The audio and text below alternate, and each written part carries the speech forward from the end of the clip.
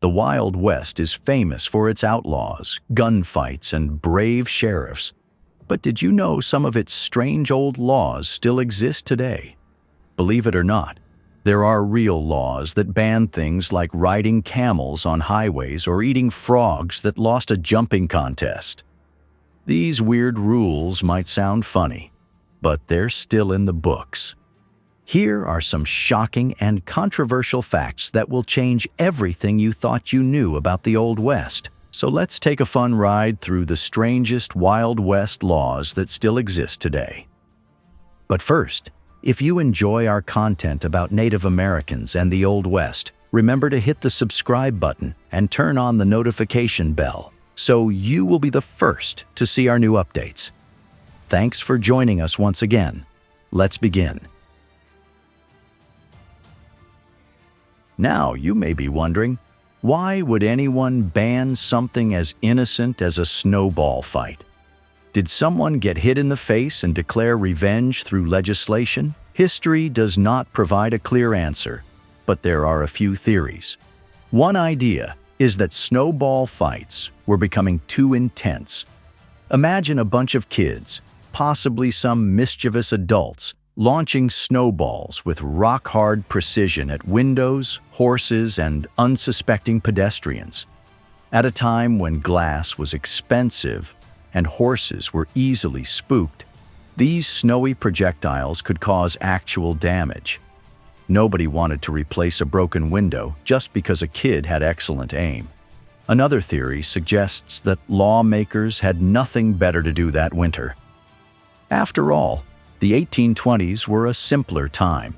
No social media, no televisions, and not even a proper football team to argue about. So, perhaps a group of officials sitting in a warm office decided to solve the real problems of their time, like rogue snowball throwers. Over time, as common sense prevailed, the law became a forgotten relic. Snowball fights continued, and nobody paid much attention to what was technically still on the books. Today, while Pennsylvania no longer enforces the no snowball rule, similar laws have popped up elsewhere. Cities like Severance, Colorado, and Wausau, Wisconsin, have also passed restrictions on throwing snowballs, proving that Pennsylvania was just ahead of the curve regarding unnecessary winter regulations. If you're thinking, why on earth would anyone regulate the speed of a horse? You're not alone. But back in the day, this made a lot of sense.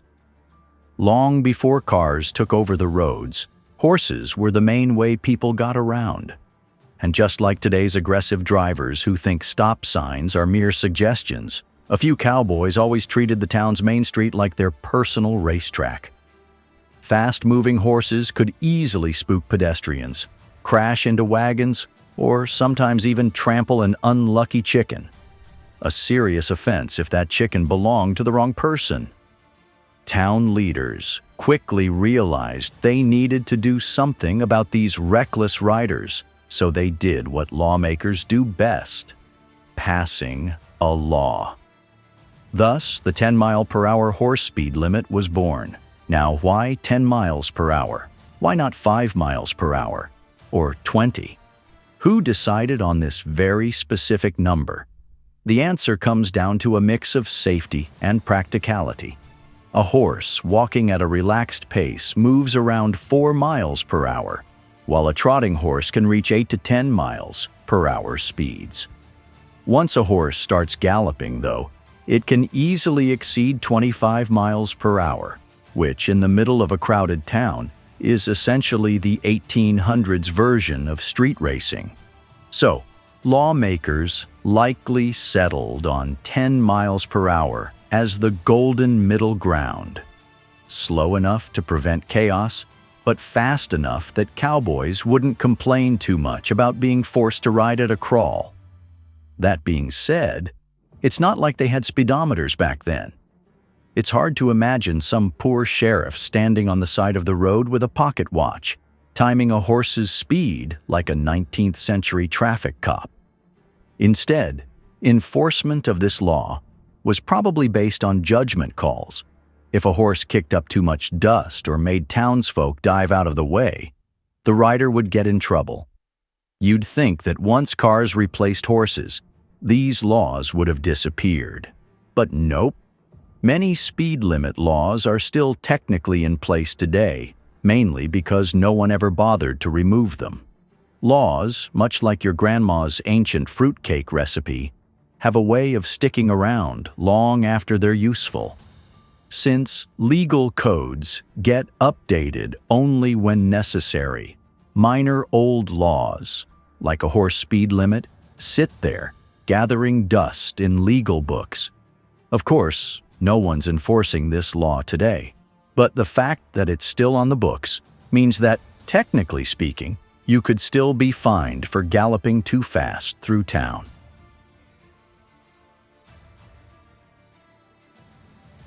This law dates back to the Great Depression, when food shortages made every morsel valuable.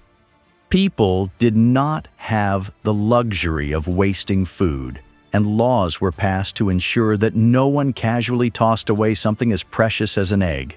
In those days, eggs were not just an item you ordered alongside bacon at a diner. They were essential for survival, especially for families struggling to prepare meals. The government, desperate to maintain food security, decided that public egg breaking should be strictly prohibited. And so, a law was hatched. One that made breaking an egg in public a punishable offense. Most people would assume that such an outdated regulation would have been wiped off the books by now. But legal systems are funny that way. Once a law is established, it does not just disappear unless someone actively removes it. And let's be honest, who in Nevada's government is waking up in the morning thinking, "You know what we need to fix today?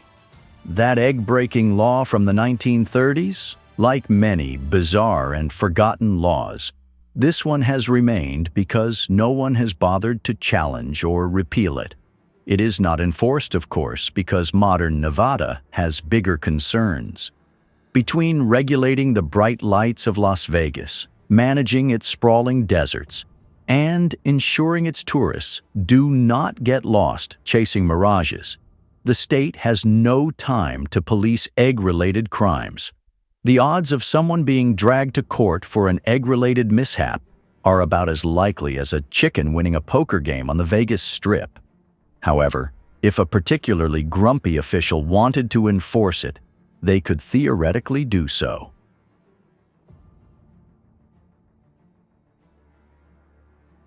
In the grand history of ridiculous laws, Pocatello, Idaho, takes the cake with a rule that might be the most optimistic legislation ever written. It is technically illegal not to smile in public in this small city. Yes, you heard that correctly. If you are walking the streets of Pocatello with a frown, you are theoretically breaking the law. To understand why a city would make frowning illegal, we must return to the winter of 1948. It was a brutal season that made you question why humans settled in cold places. Snow piled high, temperatures plummeted, and people in Pocatello were collectively having the worst time ever. It was the sort of winter where even your morning coffee felt like it needed a coat. The citizens were miserable. Their expressions were permanently stuck somewhere between exhaustion and despair. Something had to be done. Enter Mayor George Phillips, who believed that legislating happiness was the best way to fight misery. He proposed a law declaring that frowning in public would no longer be tolerated. And just like that, in 1948, Pocatello officially became the city where a smile was not just polite, but mandatory. Now, how could such a law be enforced? Did the town hire a squad of smile police to patrol the streets? Were undercover officers lurking in alleyways, waiting to jump out and yell, "Turn that frown upside down, citizen"? Thankfully, no. This law was never meant to be taken too seriously. It was a humorous attempt to lift the townspeople's spirits, a light-hearted jab at the collective grumpiness caused by that awful winter. Instead of issuing fines or arrests, the city embraced the law as a quirky piece of local identity. Today, the law is mostly used as a fun conversation starter. The city even declared Pocatello the smile capital of the world. Local businesses sell souvenirs celebrating the law, and tourists often pose for pictures next to signs reminding them that smiles are legally required. With so many outdated and ridiculous laws being repealed over time, why does this one still exist? Simple. Because it makes people happy. Unlike other bizarre laws from the past, such as bans on riding camels on highways or laws that regulate how a pickle should bounce, Pocatello's smiling law has become a symbol of the town's light-hearted spirit. Instead of being a forgotten piece of legal nonsense, it has become a badge of honor. Other cities might be known for their landmarks or historical events, but Pocatello gets to say, "We are the happiest town by law."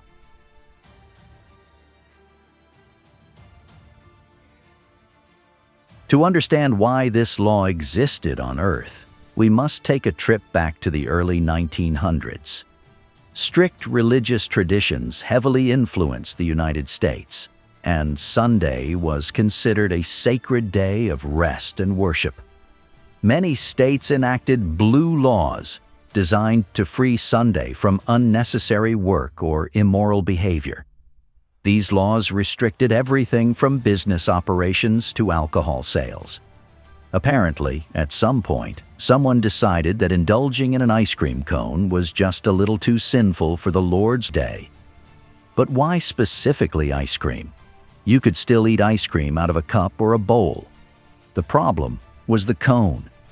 The idea was that eating ice cream in a cone encouraged a more casual and carefree attitude, which might lead people to forget the seriousness of Sunday. Yes, you read that correctly. Eating a scoop of vanilla or chocolate in a wafer cone was considered an act of rebellion. Some also believed the law was meant to curb sugar consumption, which was becoming a growing concern. The Great Depression had created a food shortage in many places, and some lawmakers thought excessive treats were wasteful. But rather than banning all desserts, they zeroed in on the ice cream cone. Why? Nobody knows. Maybe they just had something against messy fingers. The funniest part of this story is that this law was never officially repealed. It simply faded into obscurity, lost in the pages of outdated legal codes. By the mid-20th century, blue laws were losing their grip, and people were openly enjoying ice cream cones on Sundays without fear of being tackled by the police. Many old laws remain on the books simply because no one bothers to remove them. Repealing a law takes time, paperwork, and effort. Legislators often ignore it if it is not actively causing problems. So, while it is unlikely that anyone will ever get arrested for licking an ice cream cone on a Sunday in New York, technically, the law still exists. The 1930s were a tough time for America. The Great Depression had left people unemployed, and they were probably very tempted to curse out loud regularly. But Michigan lawmakers had other ideas. They believed that swearing in public was a sign of moral decay, a slippery slope that would lead to crime, anarchy, and maybe even people wearing their socks inside out. So, to preserve public decorum, they passed a law that made using profanity in public spaces illegal. The idea was simple. If people were forced to keep their language clean, they would also keep their behavior in check. It was as if banning curse words would magically make life a little more respectable. Of course, this was also a time when people thought that alcohol was the root of all evil, so the logic was questionable.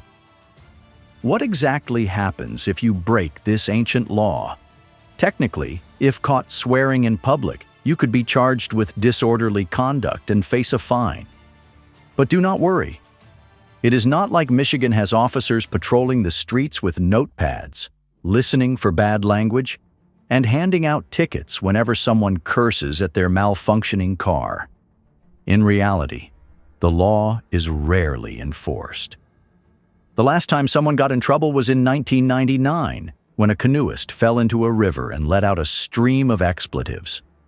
Unfortunately for him, there happened to be a police officer nearby, and he was charged under the ancient law. The good news is that the Michigan Supreme Court later ruled the law unconstitutional, saying that it violated free speech rights. So, while the law still technically exists, it is not something you're likely to get arrested for unless you are yelling obscenities at a police officer while standing on top of a public monument. Why is it still around if the law is unconstitutional and rarely enforced? The answer is simple. No one has bothered to remove it. The legal system is full of outdated laws that were once taken very seriously, but have become more of a historical curiosity. Changing laws takes time, effort, and paperwork. Frankly, Michigan lawmakers probably have more to worry about than officially getting rid of a no-swearing rule from nearly a century ago. The origins of this bizarre regulation date back to the 1940s when bathtubs were deeper, homes often lacked proper heating, and plumbing systems were not as sophisticated as they are today. Back then, indoor bathrooms were still a luxury, and many households relied on old-fashioned clawfoot tubs with an impressive amount of water. While that may sound like a dream for anyone who loves a long soak, it also made bathtubs a surprisingly dangerous place to fall asleep. There were reports of people nodding off in their baths and either slipping underwater or suffering from hypothermia when the water cooled down.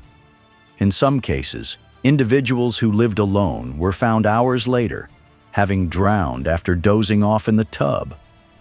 Concerned about these accidents, lawmakers decided that instead of warning people about the risks, they would ban sleeping in bathtubs altogether. Because, as history has proven, nothing stops people from doing something quite like making it illegal. If a person were caught snoozing in their tub, what would the consequences be? Would a police officer burst into the bathroom, notepad in hand, ready to issue a citation? Would there be a full-blown trial, complete with a jury debating whether the bathtub napper should face jail time or be forced to take a shower instead? Realistically, no one is getting arrested for this. The law is not actively enforced, and it is unlikely that any judge would seriously prosecute someone for falling asleep in the bath. However, the fact that this law technically still exists means that, in theory, someone could be charged. The biggest danger is not the law itself, but the idea that if this rule still exists, what other odd laws are hiding in Ohio's legal system? In the 1940s, pinball was very different from what we know today. Early pinball machines did not have flippers, so players had no real control over where the ball went. You put in a coin, pulled a lever, and hoped for the best, just like a slot machine. Because of this, many people saw pinball as gambling rather than a game. Politicians and religious leaders were convinced that pinball led people down the wrong path. They worried that kids were spending their lunch money on it, and that adults were wasting their paychecks. In their eyes, banning pinball machines was a way to protect society from the evils of gambling. South Carolina was not the only place to do this. Cities like New York and Chicago also cracked down on pinball. New York officials even went so far as to raid arcades, destroy pinball machines, and dump them into the river, treating them like illegal drugs. Even though pinball machines became more skill-based in the 1950s with the addition of flippers, South Carolina kept the law in place. By the 1970s and 1980s, pinball was a normal part of arcades, but technically, selling a machine in South Carolina was still illegal. Of course, no one got in trouble for it. The law sat there, forgotten, while people enjoyed their games. Over time, video games like Pac-Man and Donkey Kong took over, and pinball was no longer the center of attention. The ban was ignored, but no one bothered to remove it officially. It became another strange old law sitting in the state's legal records. Even today, some states still have strange rules about arcade games. Kids cannot play pinball in certain places without an adult present, and some towns have curfews for arcades. These laws may not be enforced, but they prove that people in the past took these things very seriously. Now imagine a man sees a woman walking past and whining at her. What happens next? That man might be in serious trouble if the law had its way. Yes, you heard that right. In the 1830s, New Orleans passed a law making it illegal to whistle at women in public. This was not just a suggestion. This was an actual rule enforced by the city. It might sound bizarre today, but back then, it was a firm attempt to keep the streets of New Orleans respectful and orderly. Of course, this raises many questions. Who came up with this law? How exactly was it enforced? And most importantly, what kind of chaos led to its creation in the first place? Women, especially those from high society, were expected to carry themselves with grace and dignity. Unfortunately, some men thought that meant they had an open invitation to express their admiration through loud whistles. This did not sit well with the more refined citizens. It is one thing to compliment a lady respectfully, but another to make a high-pitched noise like a hungry parrot in a fruit market. The local authorities must have seen enough of these whistling incidents to decide that something had to be done. So, in a moment of pure civic brilliance, they made whistling at women a punishable offense. As ridiculous as it may seem, the no whistling law was a step toward protecting women from public harassment. While today we use terms like street harassment and catcalling, the people of New Orleans in the 1830s called it unacceptable. Modern cities still struggle to curb unwanted attention in public spaces. Back then, New Orleans took a direct approach. They did not hold city meetings about social etiquette, put up polite signs asking men to be more respectful, or ban the behavior outright. The Wild West may be a thing of the past, but its quirks live on in some truly bizarre laws that still exist today. And with that, we wrap up today's episode. We hope you enjoyed this video. Which story surprised you the most? Let us know in the comments. Thank you for joining us once again. If you enjoy our content about Native Americans and the Old West, remember to hit the subscribe button and turn on the notification bell so you will be the first to see our new updates. See you in our next video.